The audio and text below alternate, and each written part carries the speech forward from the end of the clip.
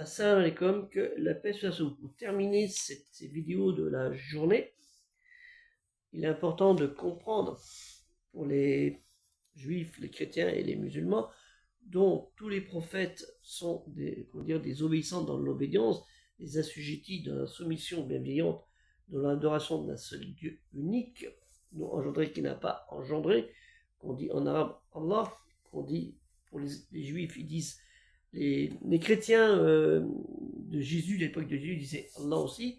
Même les chrétiens arabes disent Allah. Les juifs disent Allah, pour dire lui le Très-Haut, Allah, Dieu. Et ils disent aussi Elohim, Adonai, Hachem, on dit aussi le mot Hachem, etc. Elohim, en fait, ça veut dire aussi Allahumma en arabe. Hein, oh mon Dieu, Elohim, oh mon Dieu, Allahumma en arabe.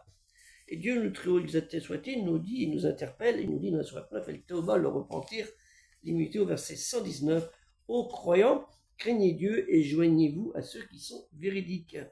Ya ayyuha alladhina amanu attaqullah wa kunu ma'as-sadiqin. Un terme que j'ai utilisé dans les dernières vidéos, si vous avez bien regardé toutes les vidéos. Donc, c'est très important parce que nous sommes aussi dans la religion du juste milieu.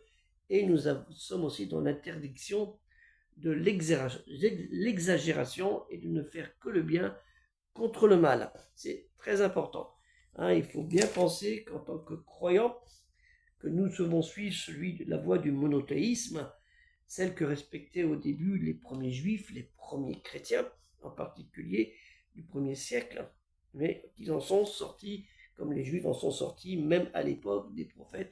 Voyons Moïse, dans sa sortie dans l'exil, dans Shemot, qu'à la sortie de l'époque de la soumission chez Pharaon, son peuple a désobéi avec l'adoration du veau d'or. Une deuxième fois plus tard, sous le temps d'un roi israélite, qui a fait la même chose, et ainsi de suite, les chrétiens, dans les innovations, les bidas qu'ils ont fait à partir, on va dire, plutôt 3e, 4e, 5e siècle.